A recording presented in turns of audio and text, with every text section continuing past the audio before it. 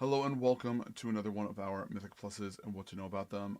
I am Lord PeteyTV here to give you that information, and welcome to week 6 of our affixes. Now, as you all know, this is kind of very interesting stuff, and we want to make sure you know about it.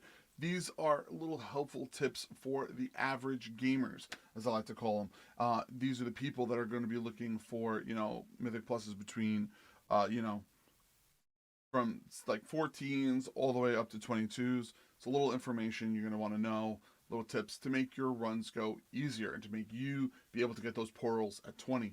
Now, first of all, make sure you hit that subscribe button so you end up hearing and seeing every single time we end up sending a video out to you, which is going to be at least 2 times a week. We can even go up to 5, sometimes 6. It all depends upon what we got going on. But I want to make sure you end up knowing when we do this. And we have sister sites that also have information going out on them also. So check them out in the links below. As for this week 6 affixes, we have Tyrannical, Incorporeal, and Spiteful. Great. Spiteful again. Yay, as every single person wants to hear. So now, what does that mean for us? Tyrannical means bosses are going to have more health and they're going to do more damage. Incorporeal, you're going to have those random things that are going to spawn, and you're going to have to CC them in some way, shape, or form. Remember, priests, you're going to be our friends. And then lastful, spiteful, once non-boss enemies die, a thing is going to spawn and then it's going to chase you. If you get hit with a lot of damage.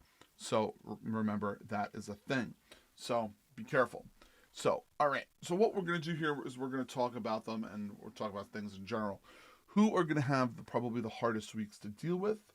I would say they're going to be your tanks, your healers, and your melee DPS. Tanks are going to have problems because they're going to have to know what to use proper CCs on bosses, cooldowns on bosses, defensives, so they're not going to take huge amounts of hits there. We've seen that happen on multiple times. You can even see a couple of our videos, like the Blight of Galakron, and then the last boss of Atoll Dazar, what's it called? Yamaza, or however we pronounce it. I cannot pronounce her name. And that boss, you have a couple of them that are going to really be difficult to play with.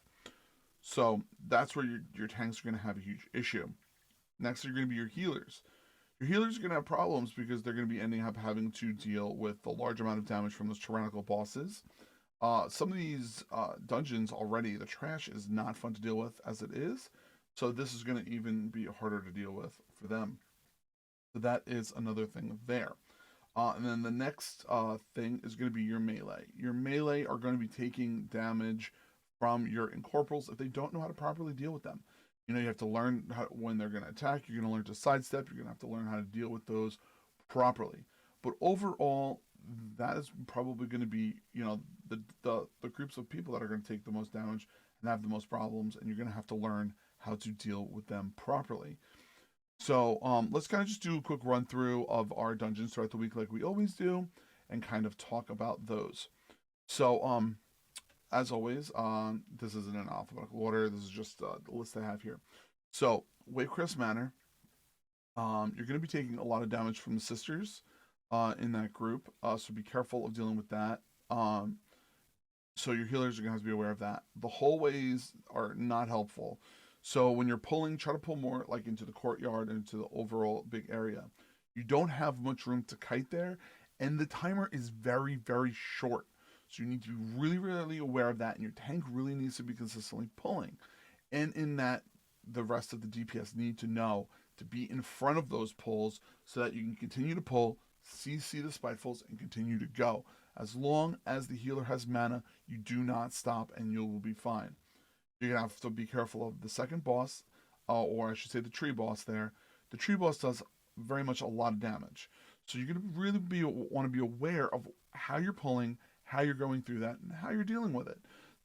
When the roots pop up for one of the people, you don't want to take it over the fire. When you do that, definitely on a tyrannical week, the person that's in the roots are going to die. Try to make sure you pull that guy over before the roots are spawned, before they're cast, or make sure you end up waiting until that goes down, then you put them in the fire. Me personally, I wait until they come out of the roots, go into the fire. Once the fire is there, DPS the boss. That tends to be the way I do it. Is it right or wrong? It doesn't matter. That's the way I do it on the Brewmaster. That's how I end up dealing with it. The pig boss is going to be just really generally annoying to deal with. He just does a lot of damage. Most people, they tend to lust on that boss instead of the tree boss. Just because of the amount of damage and because they have to deal with all the ads that are coming in because they have the additional health and things like that. So be aware of that. So if you lust on the sisters, and then you clear, kill the tree, clear, lust on the pig, or clear around and then lust the pig and then go back to the tree, whichever you prefer to do. Then go down, and then after you go down to stairs, you pull whatever mobs you need to do there. You pull, you go to the next boss. The next boss isn't too bad. He's kind of just like a whatever kind of throwaway. And then after that, pull the guys in the hallway. And then after that, you take the last boss. Last boss isn't hard as long as you're throwing and burning the fires. Not too bad. Blackrook Hold. Kind of when you're going through Blackrook Hold, just remember that, the first boss is really, really hard to deal with the guys that are coming in. Once all those guys start coming in, where you're going to end up having like the hardest issue is that if they actually touch the boss, because that debuff is going to pop and explode. Most people tend to use a cooldown, a defensive, when they're coming out of that, and I agree with it. Everybody in your group should be using a defensive, or just please put your barrier down. Your demon hunters put down your ink, so your darkness, I should say. So you stand in there. You have those options to be aware of and be careful of when you're going through that. The next trash isn't too bad. It's kind of an open doorway and hallways. Make sure you're taking care of those arcanists, then the arrow guys. When you're going through there, make sure you're doing CC's, kicks, and things like that. Then you're going to go to the next boss. The next boss isn't too bad. And then what's it called? The big guy. He's not too bad either. So I wouldn't really be too worried about that. And the last boss is probably going to be your hardest boss to deal with because he throws out a lot of damage and a lot of DPS. So be very aware of that and be very, self-conscious of what's going on there. Throne of Tides. Clearing to the first boss isn't going to be a problem. First boss, people tend to lust on. I would not. The only reason I'm saying that is, yes, the ads are around, but they're very easy to deal with. Burn down the ads as fast as you can. DPS the boss. After that, you're going to want to end up lusting on the next boss. The next boss is going to be your harder one to deal with because of the pools, and you're going to end up losing lots and lots of space around the room, so it is better to deal with it there. After you end up clearing that and taking care of that boss, you're going to go downstairs. The mind boss isn't too bad, and then you should have lust back for the last boss. The last boss, lusted on pull, burn them. Make sure you're putting the inks close. Make sure you're trying to stun the ads close together, kill them, and make sure you're getting rid of the ink on the ground. I can't tell you how much we've almost died or wiped because people don't deal with the ink. The ink is your priority. Keeping it together and then removing it when you get the beam on you. I don't know why people don't do it. Boggles my mind. Everbloom. When you're going through Everbloom, you're gonna want to make sure you end up dealing with the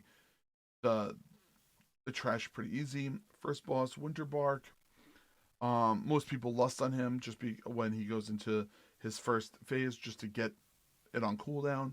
I agree with that. The next boss is going to be the three guys. Make sure you're, moving quickly, CCing, not CCing, but making sure you're interrupting the ads, making sure you're going through there pretty good. The third boss is probably, in my opinion, not that hard if you know how to properly deal, which is the mage person. That third boss is not too bad as long as you know how to properly deal with the arcane pull-in. So what we tend to do now is we tend to have a person far out in the group, right? And then we all run somewhat close to that person, and then that person tends to, move away. You see the arcane ring, and everyone kind of gets pulled close. But with that, we kind of learned how to deal with it, and then we can lust on the last boss and going through that. Just be really careful, because that last boss has, like, when he spawns his ad, he does a decent amount of damage to the group. So usually try to use defensives and then go through there. A Toltazar is a Toltazar. I mean, I don't know how else to say it that way. But Razan isn't too bad. Just make sure you get away for the pursuits. The next boss is probably the hardest one, and I would say lusting on him is probably preferred. If you have the ability to get to that boss faster, I would say if you can get to the first boss and lust on the first boss, getting rid of them to put everything on CD, that would be your best case scenario. DPS that one, take that one down, then you're going to go and you're going to want to deal with the others. So you either go down to Razan, take down Razan, he's not too bad, or you're going to want to end up taking out the priest. Once the priest boss is very easy, just make sure you DPS the ad first and go to the other one. What people don't realize is that usually it takes 3 of the infusions to take down the boss. Once you take down the 3 infusions, the rest of the damage comes from you. The infusions is what does most of the damage. You really only have to do approximately, I wouldn't even say 25%, maybe like 20% of the damage, and the rest is the infusions. There's just something to think of when you're going through that process. If you have a group that can really pump, and you can get more than that, more power to you. But it's just something to realize. The last boss is very, very difficult. Please check out the other videos that we've posted about talking about how to defeat that boss. And I'm going to be posting this week on more ways on how to defeat some of these harder bosses, so people have references. But that last boss, just be aware, using CCs, using defensives, and making sure you're aware of when racking pain goes off. So make sure you have your add-ons that'll end up dealing with that. Darkheart Thicket, probably my most hated dungeon, and it's probably one of the dungeons that people tend to not think of when they're going through it. So with Darkheart Thicket, the first boss is very, very annoying. Archduke Gladius, make sure you try to keep all the ads together in the center. Make sure that you're not getting hit with that the rampage, and you'll be fine. Oakheart, make sure you take care of the roots that pop up. If you end up having a druid, a monk, something that can get out of CC, I purposely, as running my druid, I run into the root, shapeshift out of it, go to the next one, shapeshift in, shapeshift out, shapeshift in, and I do most of the roots. I just do dots, and I try to keep my starfall on, just so that I can keep some damage on the boss. But that, that's not too bad. And we tend to lust on the first boss. The next one is the dragon. We do not lust on that boss. Make sure you get underneath them, under the downfall. I mean the downdraft, and then you'll be fine there. And that boss is not too bad, as long as you don't get thrown into a situation and you watch the frontal. And then we lust on the shade, and just make sure you do what you normally do. He is nothing different. He does a little more damage than normal, but overall, he's really not that dungeon isn't that bad if you can deal with like the first half. So, Dawn of Infinites. Obviously, it's the mega dungeon, and it's split into rise and fall. So just be aware that the first boss is easy. I guess we could talk about fall first, because that's the first half. The first boss with the jumps isn't too bad. He's got more HP, deals some more damage. Not too bad. Just know that he's easier to kill. To kill him than lust on the second boss. Clear trash as fast as you possibly can, so you can start getting that lust on cooldown and go from there. So after you deal with that, the next boss you're going to do is the Blight of Galakron. Galakron is also another boss that is very hard to deal with. If you have if you have a healer that can handle it, lust on the first one, then lust on Blight of Galakron. If you have a problem, like, how should I word this? Mistweavers have problems dealing with the second phase of Blight of Galakron. So if we have a Mistweaver, I tend to lust on Blight of Galakron. If we don't, like a Mistweaver can handle the what's it called? The Time Ways, whatever it's called, manifested Time Ways. If you end up having to like a Mistweaver or something that has to deal with that, that tends to be okay. As for that, it's just one of those fights you have to make sure you're using CCs and defensives every time that ends up happening. Try not to pass the ball too much, and you'll be okay. I've learned that once it has 10 seconds, once the Blight of Reclamation comes up, and it's 10 seconds on the clock, I take the ball, and then it's more than enough for me to get rid of that. And then Iridacron, be very, very careful of that. Also, we learned that if you have something like, not Shadow Step, Shadow Melt, you can actually get out of a couple of the abilities on that too. And I'll be trying to make a video of that as soon as I possibly can. So be careful there. So as for the Rise on the other side, tier, lust them, go for them, DPS them down very quickly, and then clear and see where your timer is.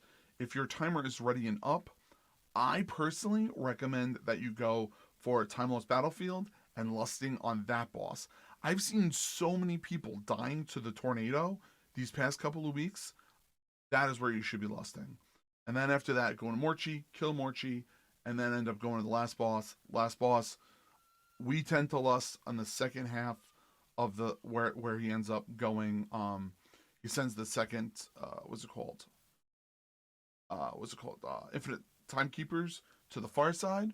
We lust when they're in transition, and we DPS them hard going that way. And then after that, when they're in the air, we end up DPSing him when he's in the air. When he comes down, usually he's in a stable place. We have a little bit of lust left, and then we do our circle around the room.